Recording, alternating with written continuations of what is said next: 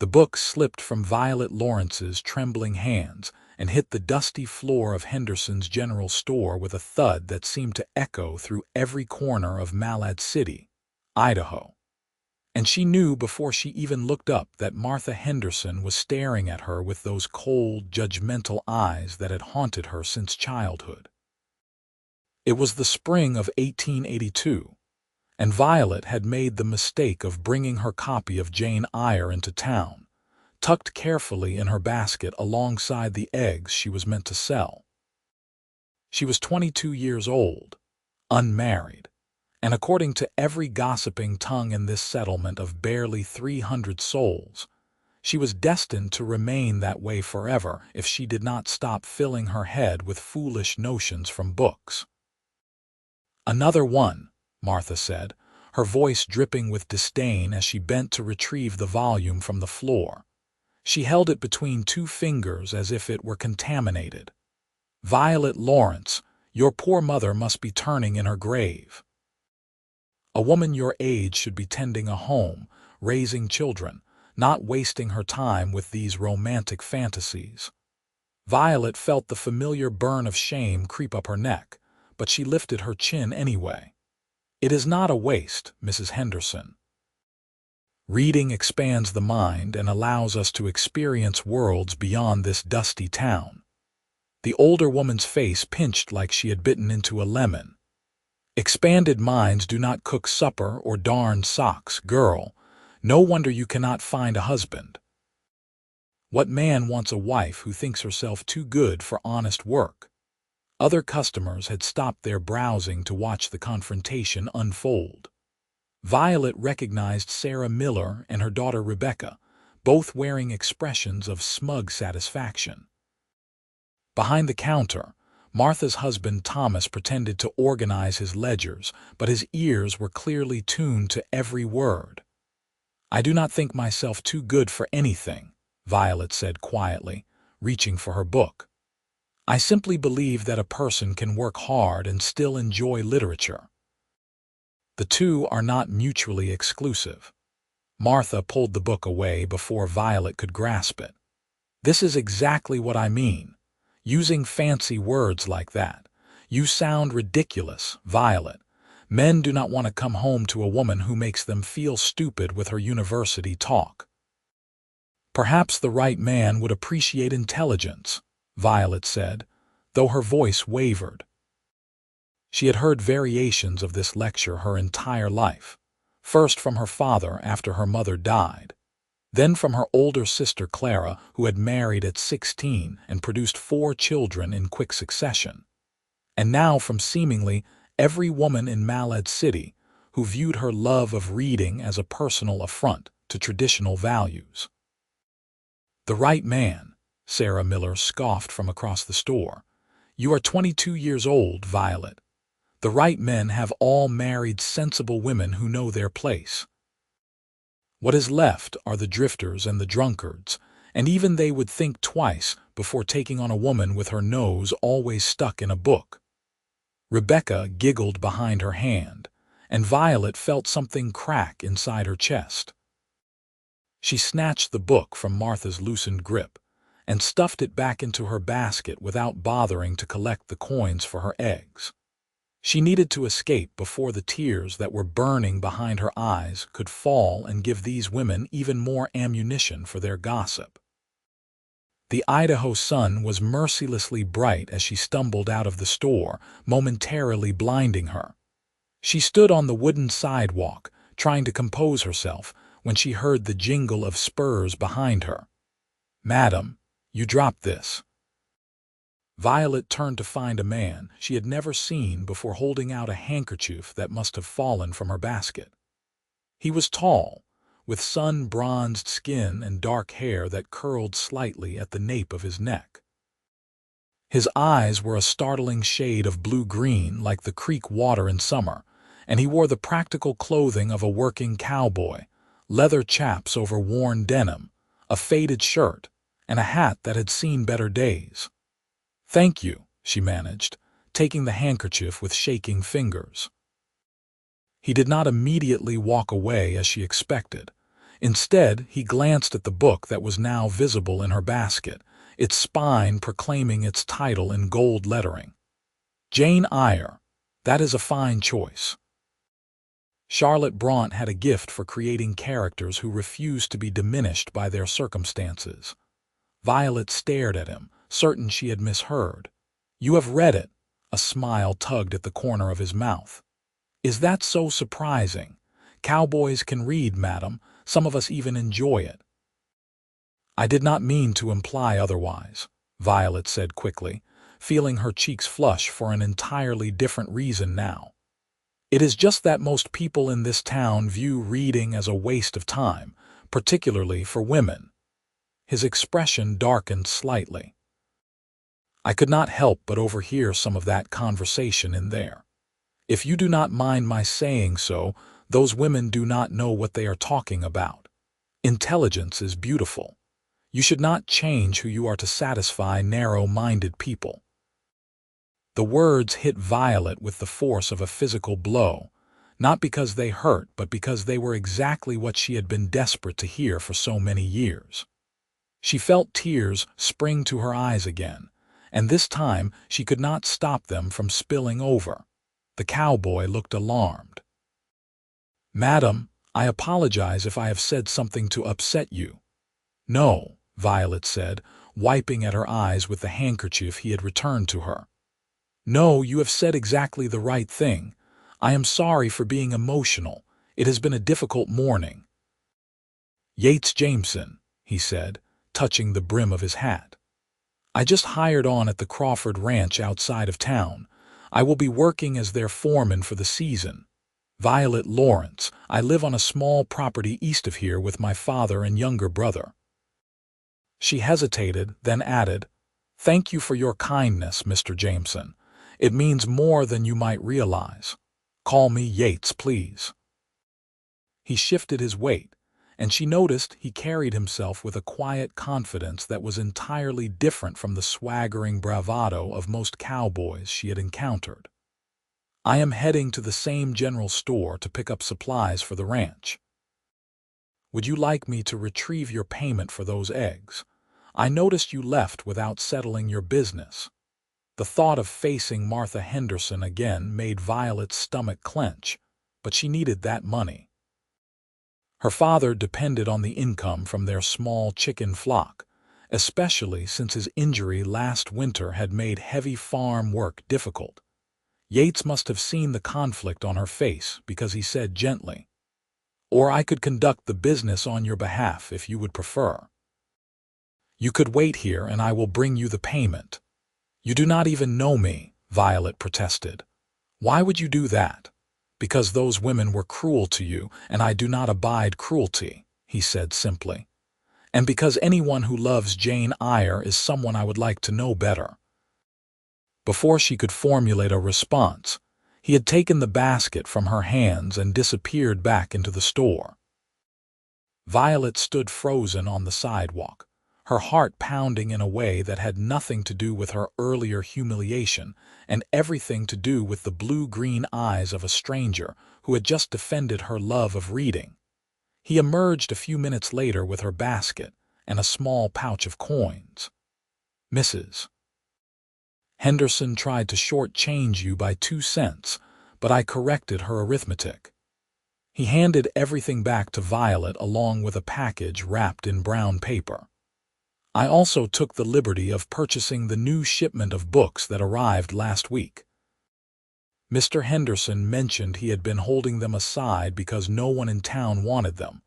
I thought perhaps you might be interested." Violet accepted the package with trembling hands. "Mr. Jameson, I cannot possibly accept this. I do not have the money to repay you, and it would not be proper."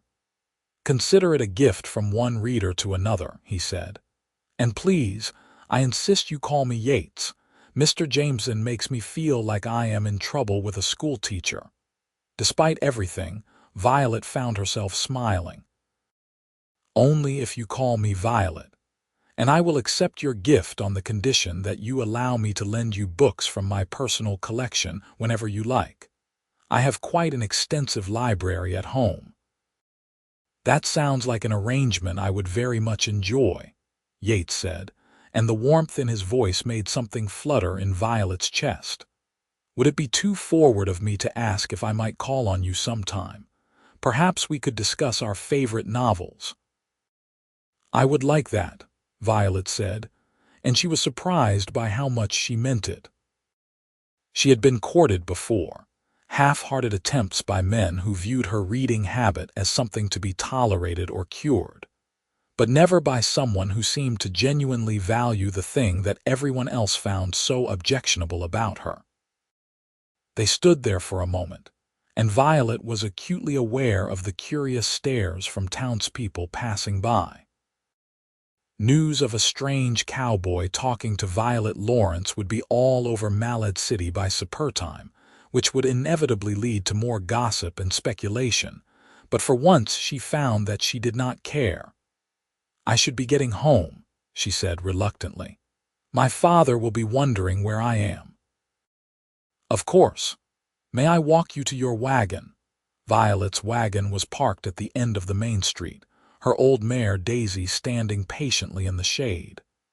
Yates helped her settle the basket and package in the back with a gentlemanly courtesy that made her feel valued in a way she never had before. "The Crawford Ranch is not far from your property if you are east of town," Yates said. "I could ride over tomorrow afternoon if that would be convenient. I finish my morning work around 2 o'clock. "Tomorrow would be perfect," Violet said, climbing up onto the wagon seat. "Follow the main road east for about 3 miles. You will see a white farmhouse with a red barn. That is our place." "I will find it," Yates promised. He stepped back and tipped his hat to her. "Until tomorrow, Violet." She drove away feeling lighter than she had in months, possibly years. The package of books sat beside her on the seat, and she could not resist peeking inside as Daisy plodded along the familiar road home. There were 3 volumes, a collection of poems by Walt Whitman, a novel by Mark Twain, and a leather-bound copy of Shakespeare's sonnets. She traced her fingers over the covers, marveling at the thoughtfulness of a man she had known for less than an hour. Her father, Daniel Lawrence, was mending fence posts when she arrived home. He was 53 years old with graying hair and the weathered face of a man who had spent his entire life working the land. The injury to his back had aged him considerably, leaving him stooped and moving with careful deliberation. "You were gone a long time," he said as Violet unhitched Daisy from the wagon. "Any trouble in town?" Violet considered lying but decided against it. Her father would hear the gossip eventually anyway. "Martha Henderson lectured me about my reading again. Sarah Miller and Rebecca were there too." Daniel sighed heavily. "Violet, I know you love your books, but those women have a point. You are not getting any younger, and no man is going to want to marry a woman who acts like she is too educated for simple ranch life." The familiar argument made Violet's brief happiness evaporate. "Papa, why does everyone assume that reading and being a good wife are incompatible? Mother read all the time and you loved her." "Your mother read occasionally, not constantly," Daniel corrected, though his voice was gentler now. "And she never let it interfere with her responsibilities." "You walk around with your head in the clouds, Violet. You forget to collect eggs, you burn supper because you are absorbed in some story, and you have no patience for the kind of conversation that interests normal young women." "I do not want to be a normal young woman," Violet said, hating how her voice cracked. "I want to be myself." "And yourself will end up alone and poor," her father said bluntly. "What happens when I am gone, Violet? Your brother Thomas is only 16. He cannot support you. Your sister Clara has her own family to worry about. You need a husband." Violet wanted to tell him about Yates, about the cowboy who thought intelligence was beautiful, but something held her back. It was too new, too fragile, and she could not bear to have her father dismiss it the way he dismissed everything else that mattered to her. "I will try harder," she said instead, the lie tasting bitter on her tongue. She gathered her basket and the package of books and headed into the house before her father could see the tears threatening to fall again. That evening, she lost herself in the Whitman poems, finding solace in verses that celebrated the individual spirit and the beauty of being true to oneself. She read late into the night by candlelight, and when she finally slept, she dreamed of blue-green eyes and a voice saying that intelligence was beautiful.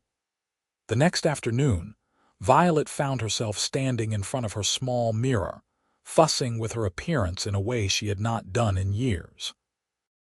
She wore her best dress, a simple blue cotton that her sister had helped her make last summer, and she had taken extra care with her hair, pinning it up in a style that was both practical and pretty. "Why are you so dressed up?"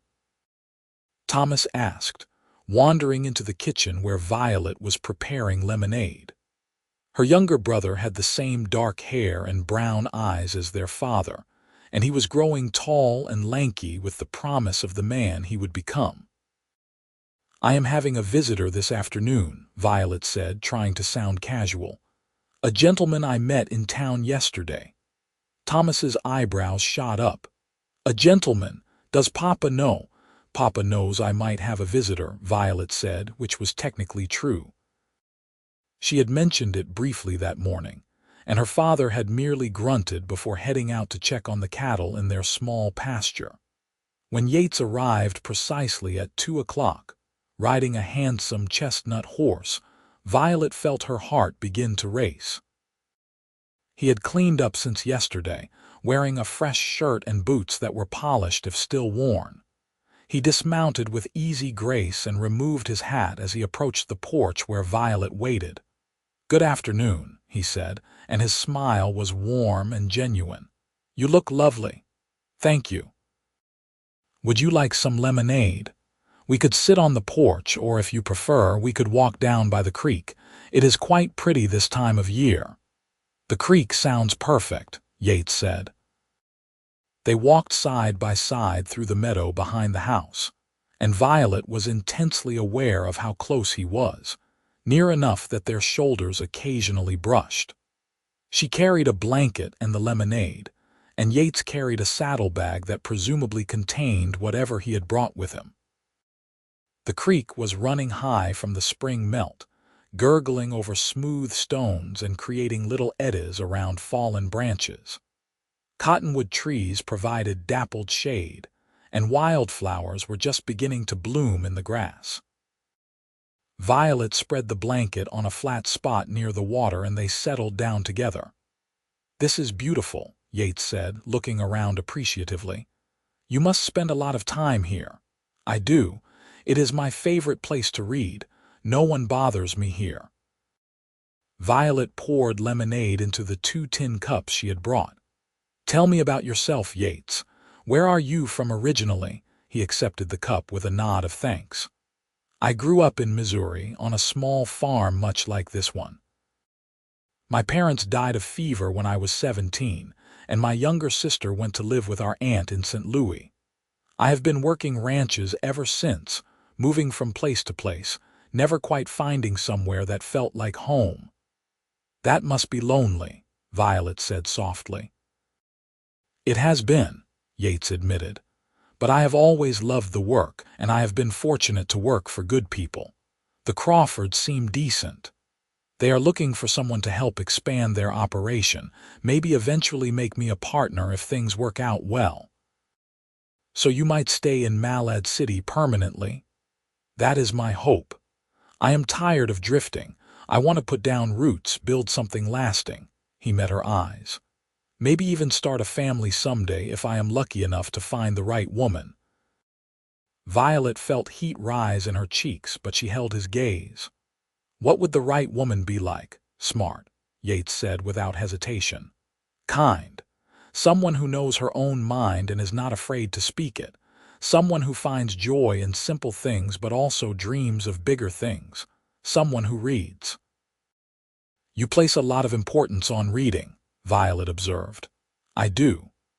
Books saved me after my parents died.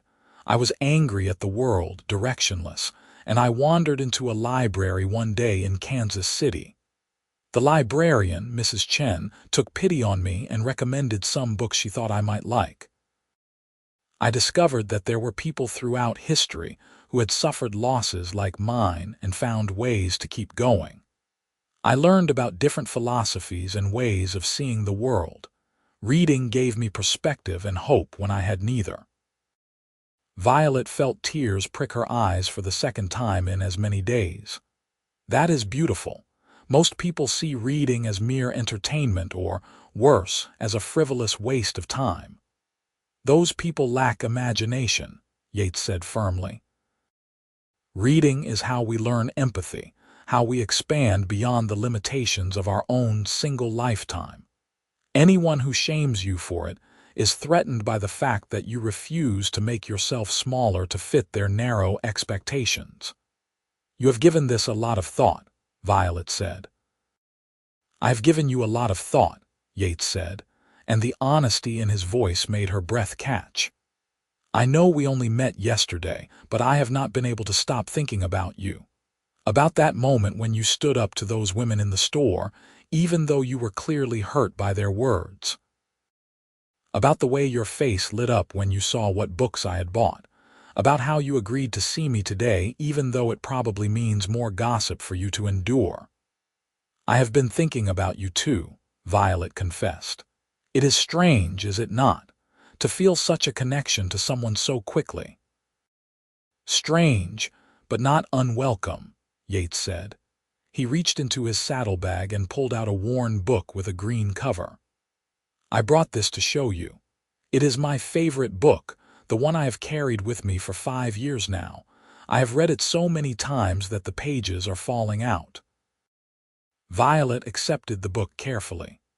It was a collection of essays by Ralph Waldo Emerson, filled with penciled notes in the margins and passages underlined so heavily that the paper was nearly worn through.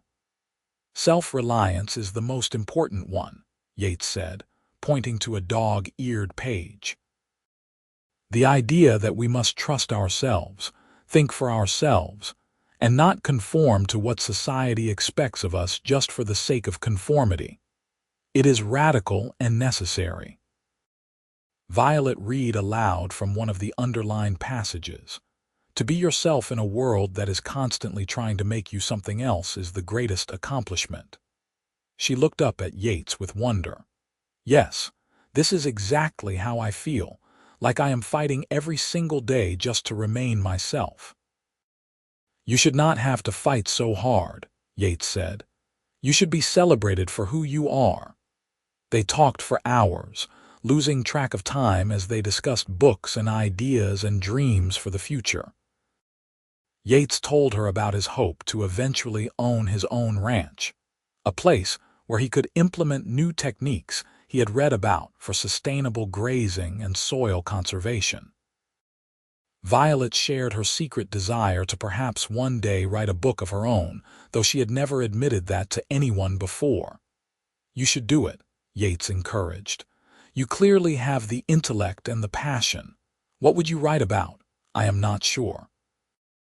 Maybe about life here in Idaho, about the women who settle the West and all the challenges they face. Everyone writes about cowboys and outlaws, but rarely about the wives and daughters and sisters who keep everything running. That would be remarkable, Yates said. Promise me you will try. Even if you never publish it, the act of writing it would be worthwhile. They were so absorbed in their conversation that neither of them noticed Daniel Lawrence approaching until he cleared his throat loudly. Violet jumped, suddenly aware of how close she and Yates had been sitting, their heads bent together over the Emerson essays. "Papa," she said, scrambling to her feet. "This is Yates Jameson. Yates, this is my father, Daniel Lawrence." Yates stood smoothly and extended his hand. "Mr. Lawrence, it is a pleasure to meet you, sir. I apologize for keeping your daughter out so long. We got caught up in conversation and lost track of time." Daniel shook his hand, but his expression was wary. "Jameson, you are the new foreman at Crawford Ranch. Yes, sir. Started just this week. And you are courting my daughter, the blunt question hung in the air. Yates did not flinch. With your permission and hers, yes, sir. That is my intention. Daniel looked between them, his weathered face unreadable. Violet has some strange notions in her head. She spends too much time reading and not enough time learning practical skills. A husband would need to be firm with her, set boundaries. Violet felt humiliation wash over her, but before she could speak, Yates said quietly, "With respect, Mr. Lawrence, I disagree. Violet is one of the most impressive women I have ever met. Her love of reading is not a flaw to be corrected. It is a gift to be treasured. If I am fortunate enough to earn her affection, I would never ask her to change who she is." Her father's eyes narrowed. "Pretty words, but life on a ranch requires more than book learning, son. Can you provide for a wife? Do you have prospects beyond working for someone else?" "I have been offered a potential partnership with the Crawfords if I prove myself this season," Yates said. "I have saved money from my years of work, and I have experience in all aspects of ranching. I am not a wealthy man, Mr. Lawrence, but I am a hard worker and an honest one. I would treat Violet with the respect and admiration she deserves." Was all Daniel said. He turned to Violet. "You should come inside and help with supper. Mr. Jameson, you are welcome to join us if you like." It was not exactly an enthusiastic welcome, but it was not a rejection either. Yates accepted the invitation, and they walked back to the house together. Thomas was inside attempting to peel potatoes with limited success, and he looked relieved when Violet took over the task. Supper was slightly awkward, with Daniel asking pointed questions about Yates's experience and prospects, while Thomas watched with wide-eyed fascination. Violet tried to redirect the conversation several times, but her father was determined to extract every detail of Yates's life and plans. To his credit, Yates answered every question honestly and patiently. He spoke about his years of work, the ranches he had been employed by, and his recommendations from previous employers.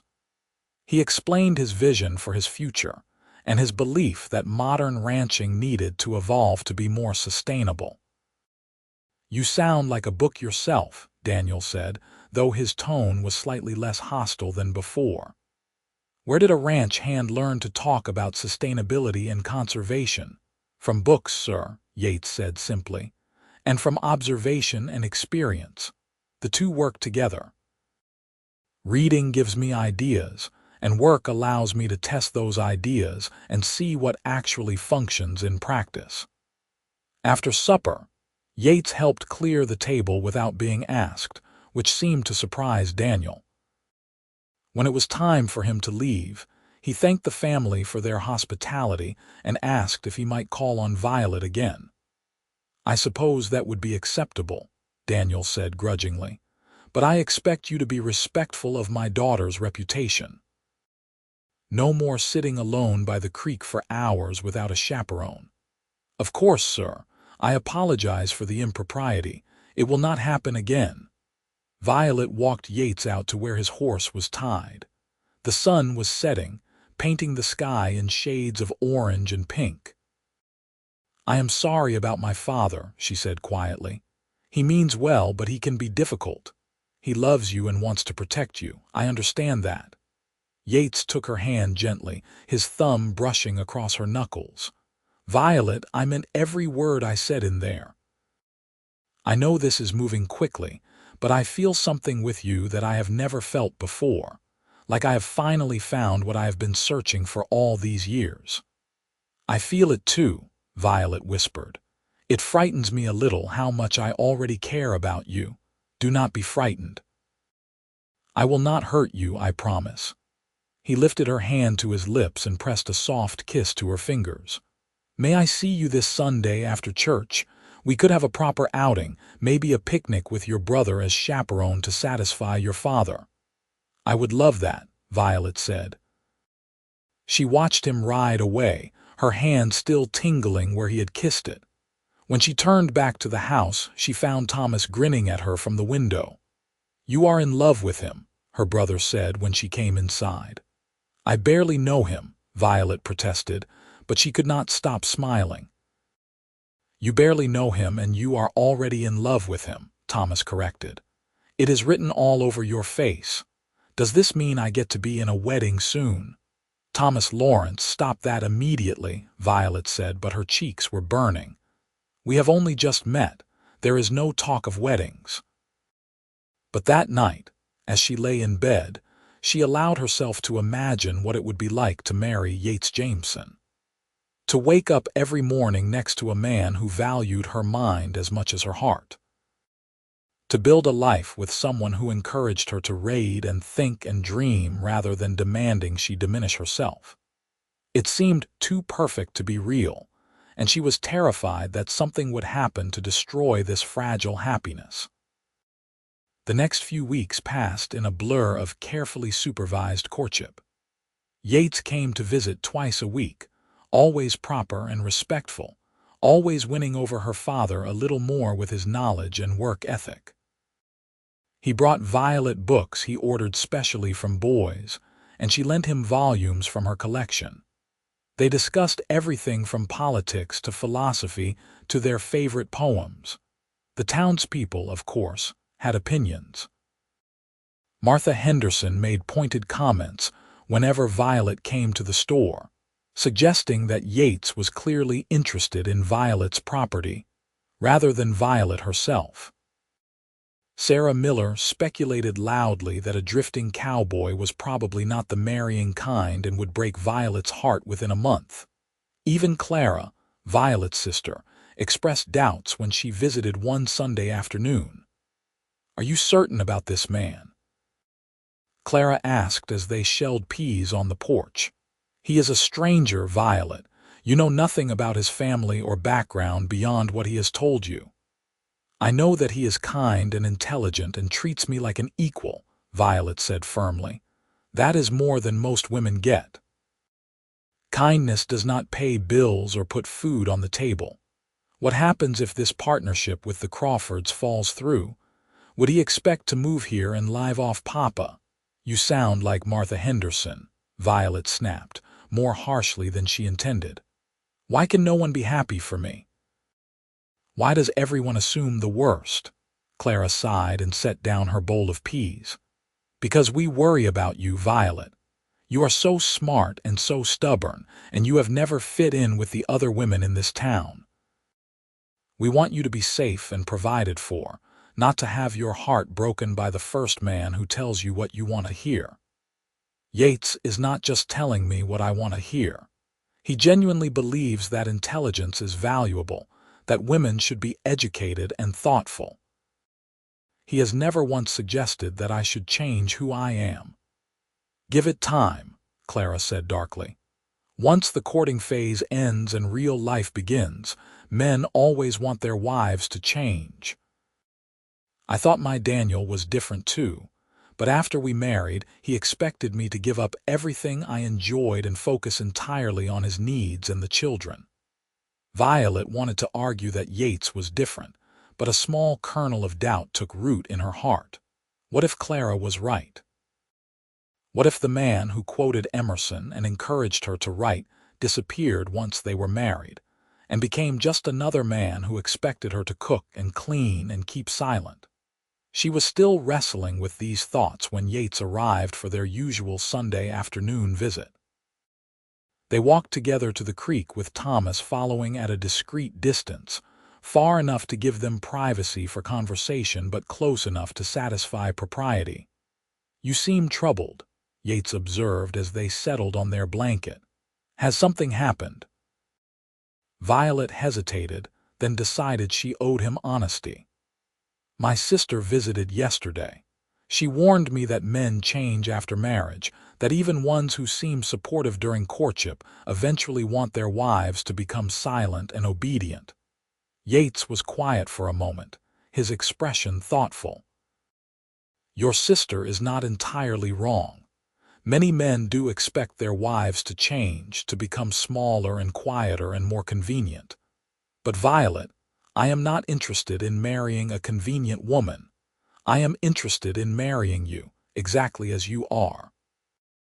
How can you be sure you will feel that way in 5 years, 10 years, after children and financial struggles and all the hardships that come with building a life together? I cannot prove the future to you, Yates admitted. All I can offer is my word and my actions, but I will tell you this. My mother was an educated woman, unusual for her time and place. She had been a school teacher before she married, and she continued teaching my sister and me long after most parents would have stopped. My father loved that about her. He would sit at the kitchen table in the evenings and listen to her read aloud from newspapers and books, and they would debate ideas for hours. "They sound wonderful," Violet said softly. They were. And I watched my father's face when he looked at my mother, saw the pride and admiration there. He never tried to diminish her or make her less than she was. That is the kind of marriage I want, Violet. That is the only kind of marriage I am interested in having. Violet felt the knot of anxiety in her chest begin to loosen. I want to believe you. I want to trust this. Then trust it, Yates said. He took her hand, weaving their fingers together.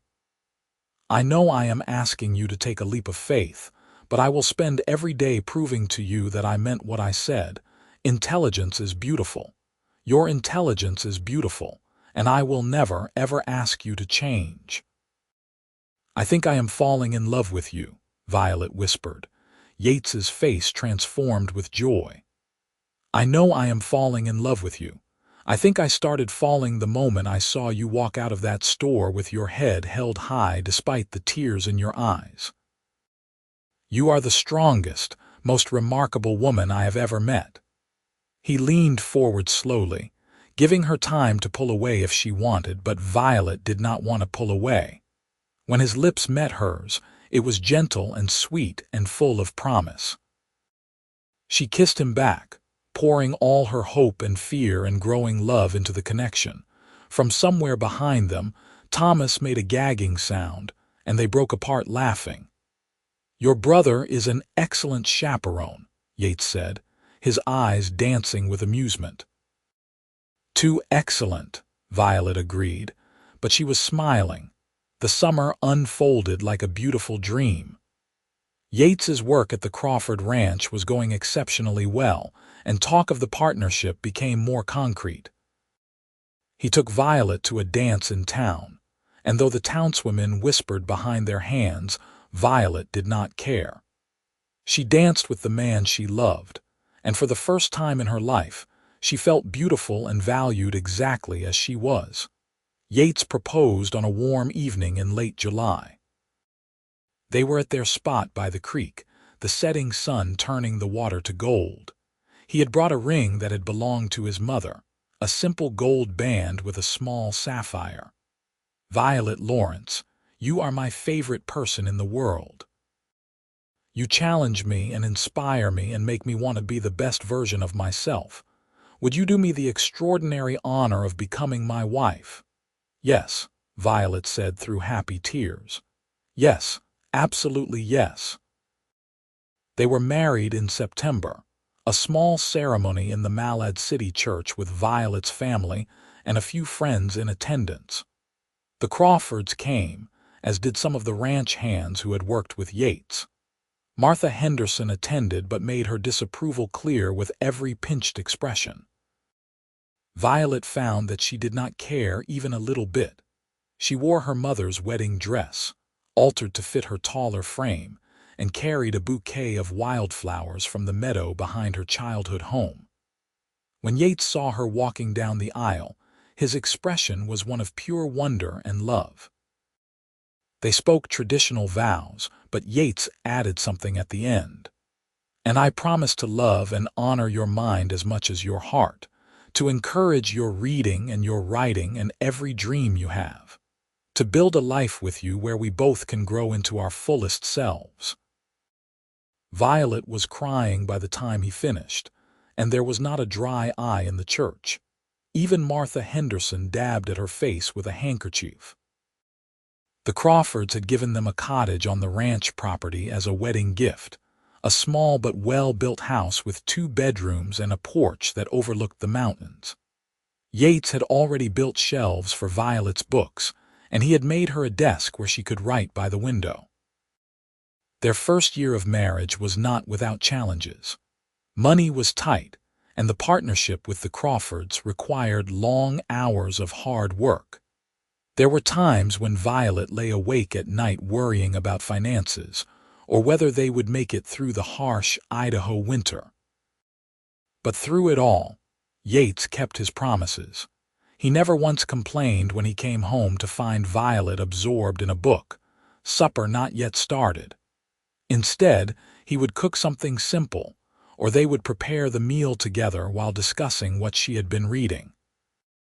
When she struggled with a difficult passage she was trying to write about frontier women, he sat up with her late into the night, offering suggestions and encouragement. "This is brilliant," he said one evening, reading over what she had written. "You capture what it is really like, the strength and sacrifice and sheer determination it takes. This needs to be published. No one wants to read a book by an unknown ranch wife from Idaho," Violet protested. "I think you would be surprised. There are publishers in San Francisco and New York who are looking for authentic Western voices. We should send this to some of them and see what happens." With Yates's encouragement, Violet finished her manuscript and sent it to 6 different publishers. 5 rejected it, but the 6th, a small press in San Francisco, offered her a modest contract. When the letter arrived in the spring of 1884, Violet and Yates danced around their tiny cottage like children. "You did it," Yates said, lifting her up and spinning her around. "You are going to be a published author." "We did it," Violet corrected. "I never would have had the courage to finish it without you." The book, titled Voices from the Sage, was published in the fall of 1884. It did not become a bestseller, but it sold respectably and received positive reviews from critics who praised its honest portrayal of women's experiences in the American West. Violet received letters from women across the country thanking her for telling their stories. The success of the book changed something in how the women of Malad City viewed Violet. Martha Henderson, of all people, approached her at church one Sunday to grudgingly admit that she had read the book and found it moving. Sarah Miller's daughter Rebecca asked shyly if Violet would sign her copy. "I misjudged you," Martha said stiffly. "I thought your reading was foolish vanity, but you have created something meaningful. Perhaps I was too harsh in my criticism." "Thank you, Mrs. Henderson," Violet said graciously. "That means a great deal to me."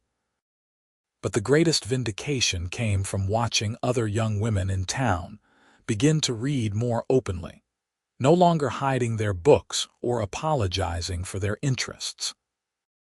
Violet started an informal book club that met monthly at the church, and to her surprise, it attracted women of all ages who were hungry for intellectual discussion. In the spring of 1885, Violet discovered she was pregnant. She had mixed feelings about the news, worried that motherhood would mean the end of her writing career, but Yates immediately dispelled those fears. "This does not change anything except that we will have a new person to love," he said, his hand resting gently on her still flat stomach. "You will still be a writer. You will still be the brilliant woman I married. You will just also be a mother." Their son was born in January of 1886, during a fierce snowstorm that trapped them in the cottage for 3 days. They named him Henry, after Thoreau, and he had his father's blue-green eyes and his mother's dark hair. Yates was a devoted father from the first moment, walking the floor with Henry when he cried, changing nappies without complaint, and reading aloud from books of poetry to soothe the baby to sleep. Violet's father, who had been skeptical of Yates in the beginning, was completely won over by how his son-in-law handled fatherhood. "I was wrong about you," Daniel admitted during a visit. "You are a better husband to Violet than I ever imagined. My daughter is fortunate to have you." "I am the fortunate one, sir," Yates said. Life settled into a comfortable rhythm. The partnership with the Crawfords became official in 1887, making Yates part owner of one of the most successful ranches in southern Idaho. They built a larger house with a dedicated library, shelves stretching from floor to ceiling on 3 walls, filled with the books they had collected together. Violet continued writing, producing a second book and numerous articles for magazines. They had 2 more children, a daughter named Eleanor in 1888 and another son named James in 1891. Yates insisted that all their children learn to read early and well, and the house was always full of books and lively discussions. Eleanor proved to have her mother's love of literature, while both boys showed an aptitude for the ranching life combined with their father's thoughtful approach to land management. The town of Malad City grew and changed around them. The Women's Book Club became an established institution. A small library was founded, with Violet serving on the board. The harsh judgments about educated women began to soften as more examples emerged of wives and mothers who could balance learning with their other responsibilities. On their 10th wedding anniversary, Yates gave Violet a leather-bound journal embossed with her initials. "For your next book," he said, "or for whatever you want to write, poetry, observations, anything. Have I told you lately that I love you?" Violet asked, running her hands over the smooth leather. "Not since this morning," Yates teased, "but I never get tired of hearing it. I love you, not just for supporting my writing or encouraging my reading, though that means everything, but for loving all of me. For never once trying to make me smaller or quieter or less than I am." "That would be impossible," Yates said, pulling her close. "You are exactly perfect as you are. You always have been." They stood together on the porch of their home, watching the sun set over the mountains. Henry was playing in the yard with James while Eleanor sat nearby reading a book, so absorbed that she did not notice anything else. "She reminds me of someone," Yates said with a smile. "I cannot imagine who," Violet said, laughing. Eleanor looked up then and waved at her parents before returning to her book. In that moment, Violet thought about the girl she had been, standing outside Henderson's general store with tears streaming down her face, convinced that her love of reading made her unlovable. She thought about the man who had appeared like something out of one of her novels and told her that intelligence was beautiful. "What are you thinking about?" Yates asked, sensing her mood. "About how lucky I am. About how close I came to believing what they all told me, that I needed to change who I was to be worthy of love, and about how grateful I am that you saw me differently." "I saw you clearly," Yates corrected. "Everyone else was looking through the distorted lens of their own prejudices and fears." "I just saw you, Violet, and I thought you were magnificent. Intelligence is beautiful," Violet quoted softly. "Always has been, always will be," Yates confirmed. "And you, my brilliant wife, are the most beautiful woman I have ever known." They kissed as the sun painted the sky in shades of purple and gold, their children's laughter floating up from the yard below. It was not a perfect life because perfect lives do not exist, but it was theirs, built on mutual respect and genuine love, and the simple truth that 2 people who value each other's minds and hearts can create something extraordinary together. Years later, when Violet was an old woman and her books were taught in schools across the West, young reporters would sometimes come to interview her. They would ask how she managed to succeed as a writer in such a difficult time for women, how she balanced her various roles, what advice she had for aspiring authors. Violet's answer was always the same. I was fortunate enough to marry a man who understood that asking someone to diminish themselves is not love. Real love celebrates who you are and encourages you to become even more fully yourself. Find someone who sees your intelligence as beautiful, who values your passions, who wants you to grow rather than shrink. And if the world tells you that you are too much of something, too loud or too smart or too ambitious, remember that the right person will never think you are too much. They will think you are exactly enough. But on that September evening in 1892, standing on the porch with Yates's arms around her and their children playing nearby, Violet did not know about any of that future success. She simply knew that she was loved for exactly who she was, that she had found a true partner in every sense of the word, and that the voice which had once told her intelligence was beautiful had changed the entire trajectory of her life. "I think we should read tonight after the children are in bed," Violet said. "I have a new book of essays that arrived yesterday." "That sounds perfect," Yates said. "What are they about? Women's suffrage and the importance of education for all people regardless of gender or economic status." "So just light, relaxing reading then," Yates joked, and Violet laughed. They spent that evening as they had spent so many others, sitting together by lamplight, reading passages aloud to each other and discussing ideas.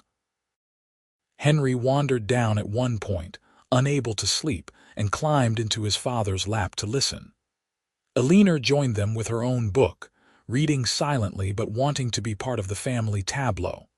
This, Violet thought, was what happiness looked like. Not perfection or ease, but presence and partnership and the freedom to be authentically herself. She had been shamed for reading too many books, told that her love of learning made her unmarriageable, difficult, strange. But Yates had seen through all that to the woman beneath, had recognized her worth, and had built a life with her where they both could thrive. The cottage that had once been their first home was now used for storage and guests, but sometimes Violet walked over there and stood in the room where they had started their life together.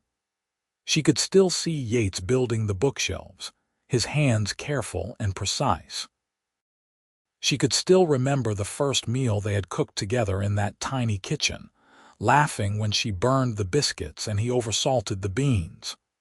"Those were good days," Yates said, finding her there one afternoon. He had gotten older, his hair going gray at the temples and lines forming around his eyes, but to Violet he was still the handsome cowboy who had defended her in front of the entire town. "These are good days, too," Violet said, taking his hand. "The best days," Yates agreed. "Though I am partial to any day that includes you." Their children grew into remarkable adults. Henry took over much of the ranch operations, implementing innovative practices that increased productivity while protecting the land. Eleanor became a teacher, then a school administrator, advocating tirelessly for girls' education.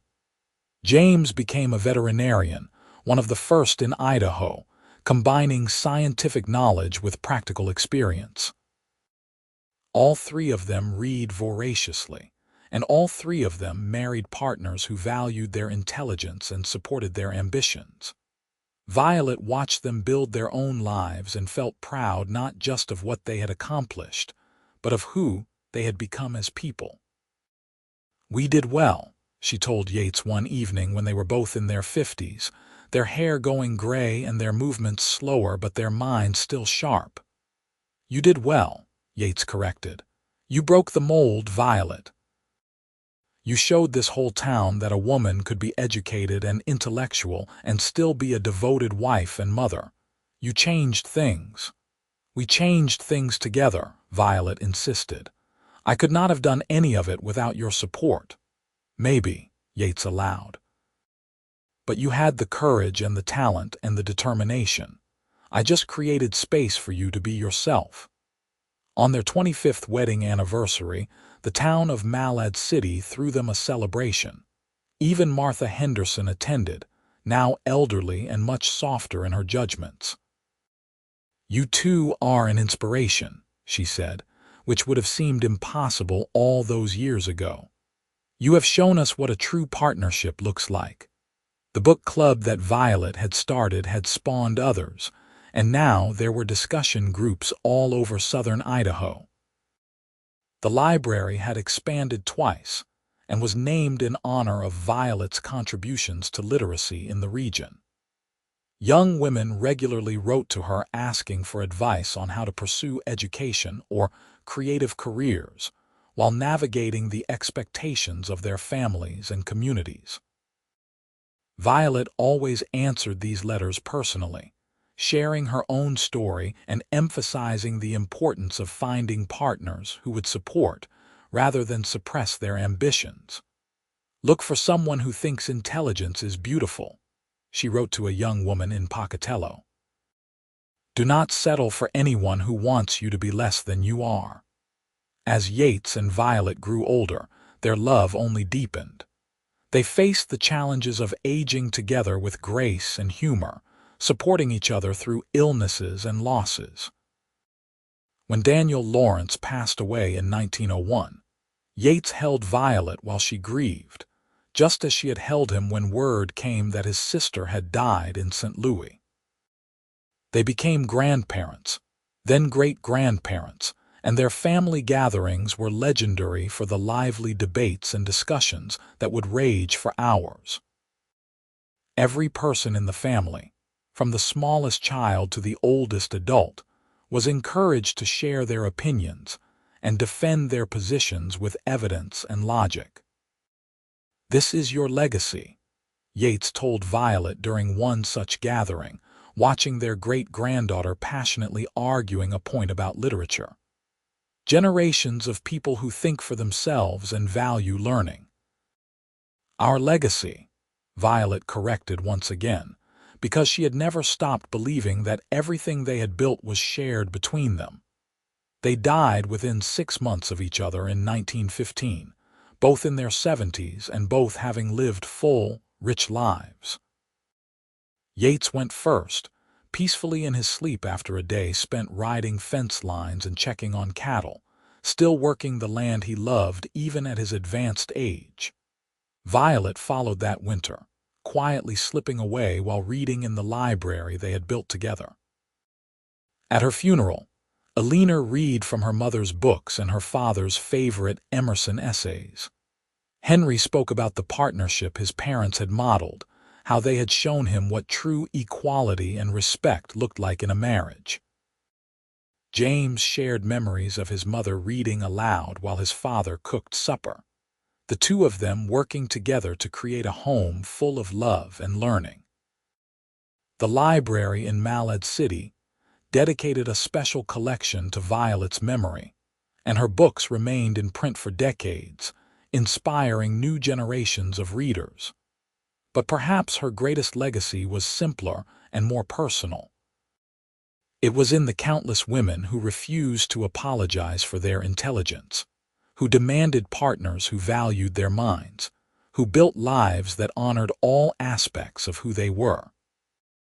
It was in the men who, like Yates, learned that supporting their wives' ambitions did not diminish their own masculinity, but enhanced it, who discovered that partnership was richer than dominance, that conversation was more satisfying than silence, that loving someone meant loving all of them, not just the convenient parts.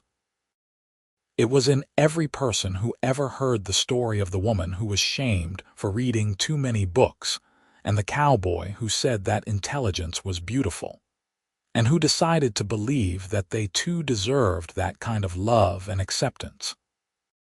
Violet Lawrence and Yates Jameson had lived quiet lives in a small Idaho town, but the ripples of their partnership spread far and wide, touching lives they would never know about in places they would never visit. They had proved that it was possible to build something lasting on a foundation of mutual respect and genuine admiration. That love did not require anyone to become smaller or lesser. That intelligence truly was beautiful, and that the right person would see that beauty and celebrate it rather than trying to extinguish it. Their story became local legend, then regional history, and eventually a small but important footnote in the larger story of women's progress in the American West. But for those who knew them personally, for their children and grandchildren and great-grandchildren, they were simply Violet and Yates, two people who loved each other completely and built a remarkable life together by refusing to accept the limitations others tried to place on them. The books still lined the shelves of the house, passed down through generations. The desk where Violet wrote remained in the family, used by Alina for her school administrative work, then by one of her daughters who became a journalist, then by a great-great-granddaughter who became a novelist herself. The Emerson essays with Yates's notes in the margins were preserved carefully, a tangible reminder of the philosophy that had guided their lives. And on the mantel, in a frame that had grown worn with age, sat a photograph taken on their 25th wedding anniversary. Violet and Yates stood side by side, their hands clasped together, both of them smiling at the camera with expressions of profound contentment. Behind them, barely visible, were the bookshelves that Yates had built with his own hands all those years ago, still filled with the volumes they had collected and loved together. It was a simple image, but it captured everything that mattered. Two people, standing together as equals. A life built on shared values and mutual respect. A love that had not required either of them to diminish themselves, but had instead allowed both to become more fully who they were meant to be. It was the story of a woman who refused to be shamed for her intelligence, and a man who recognized that intelligence as the beautiful thing it truly was. And it was proof that sometimes, if you are very lucky, the voice you need to hear most will appear exactly when you need it, speaking words that will change your life forever. Intelligence is beautiful. Do not change. Such simple statements, but they held the power to transform everything, to give a hurt and doubting woman the courage to remain herself, and to start a love story that would last a lifetime and inspire many more.